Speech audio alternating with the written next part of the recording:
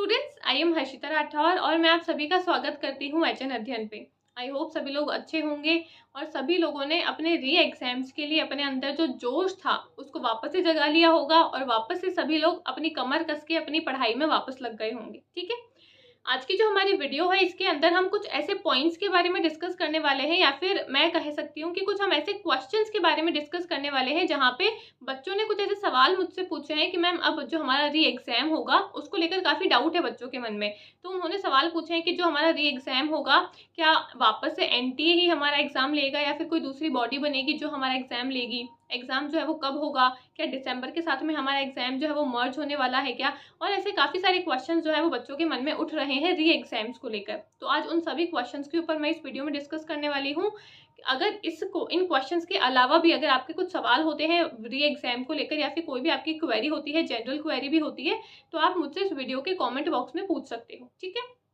Video शुरू करने से पहले मैं आपको बता देती हूँ कि हमारे चैनल जो एचएन अध्ययन है, हमारा जो एप्लीकेशन है, वहाँ पे पेपर 1 और पेपर 2 हिंदी साहित्य के जो दिसंबर के बैचेस हैं वो ऑलरेडी स्टार्ट हो चुके हैं। तो जो बच्चे जून का एग्जाम री एग्जाम जो होगा उसको नहीं देना चाहते हैं, वो दिसंबर के एग्जाम को टारगेट कर रहे हैं, वो दिसंबर की पढ़ाई अभी से ही शुरू कर सकते हैं। काफ़ी अच्छा टाइम है आपके पास में दिसंबर के एग्जाम को ना टारगेट करने के लिए, काफ़ी अच्छा टाइम है आपके पास में, 5-6 महीने हैं, आप बहुत ही अच्छे तरीके से अपनी पढ़ाई जो है वो शुरू कर सकते हो। ठीक है, तो दिसंबर के बैचेस जो है वो आपके शुरू हो चुके हैं, पेपर 1 और पेपर 2 हिंदी साहित्य दोनों के ही। ठीक है, पेपर 1 का जो आपका कंप्लीट बैच है वो मैं लेती हूँ, जहाँ पे आपको सभी क्लासेस जो है वो मिलेंगी। सभी क्लासेस जो है वो आपकी दोनों ही लैंग्वेज में रहती है, आपकी हिंदी में भी रहती है क्लासेस और इंग्लिश में भी रहती है। ठीक है, तो लैंग्वेज का कुछ भी इशू नहीं रहता है स्टूडेंट्स को। क्लासेस के साथ साथ मैं आपको पीडीएफ के नोट्स भी प्रोवाइड करती हूँ, और वो जो नोट्स होते हैं वो काफ़ी ज़्यादा शॉर्ट नोट्स होते हैं। आपको बहुत ही लेंदी किताबी जैसा नहीं लगेगा कि मैं यहाँ पे किताबों को पढ़ रही हूँ। बहुत ही शॉर्ट एंड क्रिस्प नोट्स जो है वो मैं आपको बनाकर देती हूँ।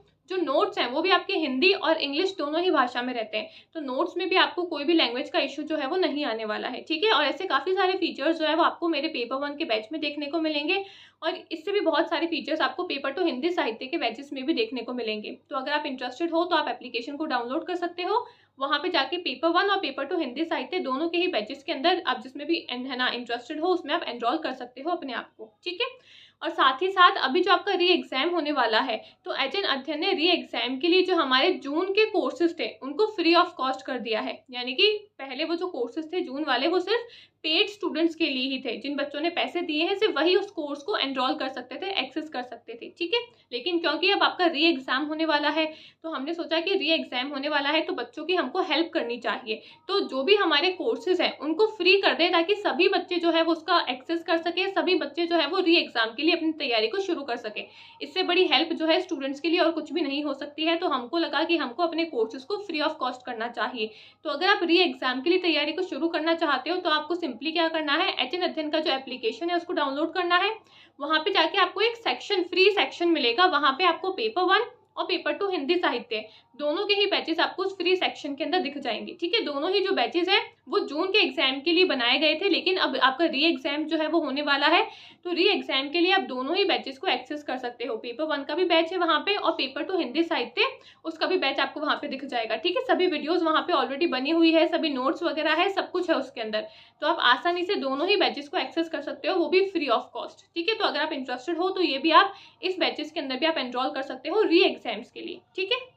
साथ ही साथ आप हमारे जो टेलीग्राम चैनल है आप उसको भी ज्वाइन कर सकते हो। हिंदी नारी जो है वो हमारा कॉमन टेलीग्राम चैनल है, जहाँ पे जो भी हमारे कोर्सेज वगैरह होते हैं उसके बारे में जो भी इन्फॉर्मेशन होती है वो हम हमारे टेलीग्राम पे ही अपलोड करते हैं। ठीक है, या फिर कोई भी अगर हमने ऑफर चलाया है तो उसके बारे में भी हम स्टूडेंट्स को टेलीग्राम के थ्रू ही बताते हैं। तो अगर आपने टेलीग्राम को ज्वाइन नहीं किया है तो आप सिंपली सर्च करोगे टेलीग्राम पे हिंदी नारी, तो वहाँ पे आपको हमारा जो कॉमन चैनल है वो दिख जाएगा। ठीक है, और आप मेरा पर्सनल चैनल भी ज्वाइन कर सकते हो टेलीग्राम पे, आप सिंपली सर्च करोगे Harshita Rathore UGC net faculty, तो वो मेरा पर्सनल टेलीग्राम चैनल है जहाँ पे मैं काफ़ी सारी फ्री मटेरियल जो है वो स्टूडेंट्स के साथ में शेयर करती रहती हूँ। काफ़ी सारे क्विजेस जो है वो भी मैं वहाँ पे मेरे टेलीग्राम चैनल पे करवाती रहती हूँ। कोई भी आपकी नई वैकेंसी आई है, कोई भी आपकी नई है ना पोजीशन की ओपनिंग हुई है, वो सब कुछ मैं मेरे पर्सनल टेलीग्राम चैनल पे ही अपलोड करती हूँ। ठीक है, तो अगर आप इंटरेस्टेड हो तो मेरे साथ में मेरे पर्सनल टेलीग्राम चैनल के साथ में भी आप कनेक्ट हो सकते हो। आप सिंपली आपको सिर्फ सर्च करना है टेलीग्राम पे Harshita Rathore UGC net faculty, तो वहाँ पे आपको मेरी जो फोटो है लगी हुई वो दिख जाएगी, तो आप पहचान जाओगे कि ये मेरा ही चैनल है। ठीक है, अब हम शुरू करते हैं हमारी आज की वीडियो का जो डिस्कशन है। सबसे पहला सवाल ये है स्टूडेंट्स का कि मैम एग्जाम जो है वो अब कब होने वाला है, ठीक है, क्योंकि री एग्जाम तो ये तो पता चल गया हमको कि री एग्जाम जो है वो होगा हमारा, लेकिन एग्जाम कब होगा? क्या जून का एग्जाम और दिसंबर का एग्जाम क्या दोनों मर्ज होंगे? अगर मर्ज नहीं होंगे, जून का एग्जाम अलग होगा, दिसंबर का अलग होगा, तो जून का एग्जाम आखिर कब होगा? ठीक है, तो ये क्वेश्चन काफी बच्चों के मन में उठ रहा है। तो सबसे पहली बात तो अभी कोई भी ऑफिशियल नोटिफिकेशन नहीं आई है कि हमारा जून का जो री एग्जाम होने वाला है, एक बार हमारा 18 जून का एग्जाम हो चुका है, अब री एग्जाम हमारा कब होगा उसकी कोई भी हमारे पास में ऑफिशियल नोटिफिकेशन या फिर ऑफिशियल इन्फॉर्मेशन नहीं है। तो अभी कोई भी ये नहीं बता सकता है आपको एग्जैक्ट डेट कि भाई एग्जाम जो है वो इसी तारीख को या फिर इसी महीने में आपका होने वाला है, ठीक है। लेकिन हम ये अंदाजा लगा सकते हैं कि आपका है ना 5-6 महीने बाद आपका दिसंबर का एग्जाम जो है वो भी होने वाला है, ठीक है। और अभी आपकी जो मिनिस्ट्री ऑफ एजुकेशन की जो मीटिंग हुई थी वहां पे भी आपके जो है ना धर्मेंद्र प्रधान जी है, उन्होंने कहा था कि जो आपका जून का एग्जाम है, जो आपका जून का री एग्जाम है, वो आपका काफी जल्दी वो लेने की कोशिश करेंगे। और साथ ही साथ उन्होंने ये भी बात कही थी कि जो जून का एग्जाम है वो आपके जो मास्टर्स के एग्जाम होते हैं, जो आपके मास्टर्स के सेमेस्टर्स होते हैं, उसके साथ में लिया जाएगा। जो आपका जून जुलाई का जो अगस्त का जो महीना होता है, ये आपके मास्टर्स के जो सेमेस्टर्स वगैरह चलते हैं ना, उसका टाइम होता है। तो उन्होंने कहा कि भी मास्टर्स के सेमेस्टर और आपका जो जून का री एग्जाम है वो दोनों हम कोशिश करेंगे कि हम साथ में ही कंडक्ट करवा सकें, है ना। तो हम अब ये अंदाजा लगा सकते हैं कि हमारा एग्जाम जो है वो या तो हमको जुलाई में या फिर अगस्त में हमको देखने को मिल सकता है, ठीक है। इससे ज़्यादा देरी मुझे नहीं लगता कि होगी एग्जाम में, लेकिन अभी कोई कंफर्मेशन नहीं है, ना ही अभी हमारे पास में कोई डेट है, ना ही कोई ऑफिशियल इन्फॉर्मेशन है, ठीक है। तो हम एग्जैक्ट डेट नहीं बता सकते हैं, लेकिन आपका एग्जाम जो है वह आपको मान के चलना है कि काफ़ी जल्दी आपका एग्जाम हो जाएगा। आपको सिर्फ अपनी पढ़ाई जो है वो जारी रखनी है, ठीक है। फिर अगला सवाल बच्चों का ये है कि मैम अब जो हमारा एग्जाम वापस से होने वाला है, क्या एनटीए ही दोबारा से उस एग्जाम को लेगा या फिर कोई दूसरी नई बॉडी बनाई गई है जो उस एग्जाम को कंडक्ट करेगी, ठीक है। तो अभी इसके बारे में भी कोई ऑफिशियल नोटिफिकेशन नहीं आया है, कोई ऑफिशियल जानकारी नहीं है हमारे पास में कि वापस से आपका एग्जाम एनटीए ही कराएगा या फिर कोई दूसरी बॉडी बनाई जाएगी, नहीं वो आपका एग्जाम कराएगी, ठीक है। लेकिन अभी आपने न्यूज़ देखी होगी कि एनटीए के जो आपके डायरेक्टर वगैरह हैं उनको भी रिप्लेस कर दिया गया है, आपके नए डायरेक्टर जो है वहाँ पे अपॉइंट कर दिए हैं। तो अब हम इससे ये अनुमान लगा सकते हैं कि अगर एनटीए पूरी बॉडी को ही हटाना होता तो वो नए लोगों को वहाँ पे अपॉइंट नहीं करते, ठीक है। यानी कि नए लोगों को अपॉइंट किया जा रहा है, तो हम ये सोच सकते हैं कि जो हमारा री एग्जाम होगा वो वापस से एनटीए ही कराएगा, लेकिन उसमें जो भी आपके मेंबर्स हैं उनको चेंज करके नए मेंबर्स को अपॉइंट कर दिया जाएगा, ठीक है। तो हम ये सोच सकते हैं कि भाई एनटीए जो है वो आपको वापस से री एग्जाम करवाएगा, लेकिन उसके अंदर जितने भी मेंबर्स हैं उनको हटा के नए मेंबर्स को आपको है ना अपॉइंटमेंट उनका देखने को मिल सकता है, ठीक है।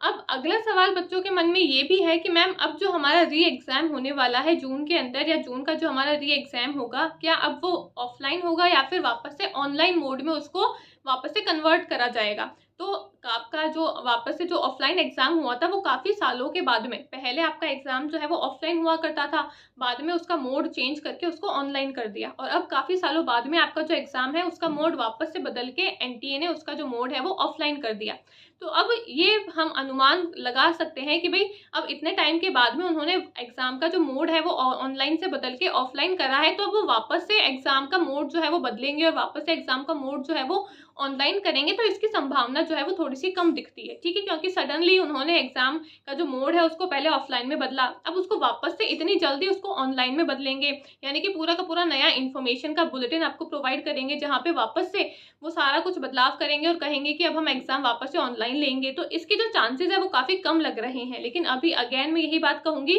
अभी किसी भी मैटर में हमारे पास में कोई भी ऑफिशियल नोटिफिकेशन नहीं है, कोई भी इन्फॉर्मेशन, कोई भी ऑफिशियल जानकारी जो है वो हमारे पास में नहीं है, ठीक है। तो मैं ये कह सकती हूँ, मुझे जितना लगता है कि आपका एग्जाम जो है वो वापस से ऑफलाइन ही रहने वाला है बेशक, लेकिन जो एनटीए है या जो भी बॉडी आपका एग्जाम कंडक्ट करवाएगी वो इस बात का ध्यान रखेगी कि एग्जाम चाहे ऑनलाइन हो चाहे ऑफलाइन हो, इस बार एग्जाम जो है वो आपका प्रॉपर तरीके से हो, बिना किसी को भी मेल एक्टिविटीज़ की, ठीक है। तो हम ये सोच सकते हैं कि एग्जाम जो है वो आपका वापस से ही ऑनलाइन की बजाय ऑफलाइन ही रहेगा, ऑनलाइन एग्जाम होने के काफ़ी कम चांसेस हैं, ठीक है। एक और सवाल बच्चों के मन में है कि मैम जिन बच्चों ने अभी एप्लीकेशन फॉर्म को फिल किया था जून के एग्जाम के लिए, वो तो एग्जाम को दे सकते हैं, लेकिन जिन बच्चों ने एप्लीकेशन फॉर्म को फिल नहीं किया था या फिर जो बच्चे एग्जाम देने नहीं गए थे, क्या री एग्जाम में वो बच्चे अपीयर हो सकते हैं या फिर नहीं हो सकते हैं, ठीक है। तो सबसे पहली बात तो जिन बच्चों ने एप्लीकेशन फॉर्म को फिल करा था और जो एग्जाम देने गए भी थे, वो तो डेफिनेटली वापस से री एग्जाम में अपीयर हो सकते हैं, ठीक है। दूसरी बात, जिन बच्चों ने एप्लीकेशन फॉर्म को फिल करा था लेकिन वो एग्जाम देने नहीं गए थे, तो हम उनका सोच सकते हैं कि भाई उन्होंने एप्लीकेशन फॉर्म को फिल करा तो था, तो वो एग्जाम देने के लिए जा सकते हैं। लेकिन अब ये बात आती है कि जिन्होंने एप्लीकेशन फॉर्म को ही फिल नहीं करा था, तो क्या वापस से एप्लीकेशन फॉर्म आपके स्टार्ट होंगे और क्या वापस से नए बच्चों को भी मौका दिया जाएगा एप्लीकेशन फॉर्म को फिल करने के लिए? क्योंकि आपके, मैंने बताया ना, ये जो टाइम है, ये जो आपके 2-3 महीने हैं, ये आपके मास्टर्स के जो एग्जाम है, मास्टर्स के जो आपके सेमेस्टर्स होते हैं, वो काफ़ी बच्चों के चलते रहते हैं। तो क्योंकि मास्टर्स का जो आपके सेमेस्टर है और आपका यूजीसी नेट का जो एग्ज़ाम है वो उसी महीने में हो रहा था, तो काफ़ी बच्चों ने मास्टर्स का एग्ज़ाम देने की सोची और यूजीसी नेट के लिए उन्होंने फॉर्म को ही फिल नहीं किया। अब बच्चे सोच रहे हैं कि अब जो री एग्ज़ाम होगा, अब उनके एग्ज़ाम जो है वो फिनिश हो चुके हैं, तो क्या अब वो वापस से फॉर्म को फिल कर सकते हैं या फिर क्या वो अब एलिजिबल हैं, वो अब बैठ सकते हैं क्या एग्ज़ाम में? तो ये थोड़ा सोचने वाली बात है। अब एनटीए क्या इस पे नया नोटिफिकेशन निकालता है या फिर कोई भी जो नई बॉडी है जो एग्ज़ाम लेगी, वो क्या नया इन्फॉर्मेशन देती है, उससे हमको पता चलेगा। लेकिन अभी जहाँ तक भी हम है ना ये अंदाज़ा लगा सकते हैं, ये अनुमान लगा सकते हैं कि जिन बच्चों ने फॉर्म फिल करा था, सिर्फ वही बच्चे ही जो है वो री एग्ज़ाम में बैठ सकते हैं, ठीक है? अगर वापस से आपकी जो बॉडी है जो एग्ज़ाम कंडक्ट करवाएगी, वो अगर शुरुआत से शुरू करती है, वापस से आपको मौका देती है फॉर्म्स को फिल करने के लिए, है ना, आपकी जो करेक्शन विंडो है वो सब कुछ वो वापस से ओपन करते हैं, रीओपन करते हैं, तो हो सकता है कि नए बच्चों को भी चांस मिले, उनको भी फॉर्म फिल करने का मौका मिले और उनको भी री एग्ज़ाम में बैठने का मौका मिले। लेकिन जहाँ तक लगता है, जिन बच्चों ने एप्लीकेशन फॉर्म को फिल करा था, सिर्फ उन्हीं बच्चों को री एग्ज़ाम देने का मौका मिलेगा, ठीक है? तो जिन्होंने फॉर्म फिल नहीं करा, कोई बात नहीं, आपका जो दिसंबर का एग्ज़ाम है वो ज़्यादा दूर नहीं है, आप उसके लिए तैयारी शुरू कर सकते हो, ठीक है?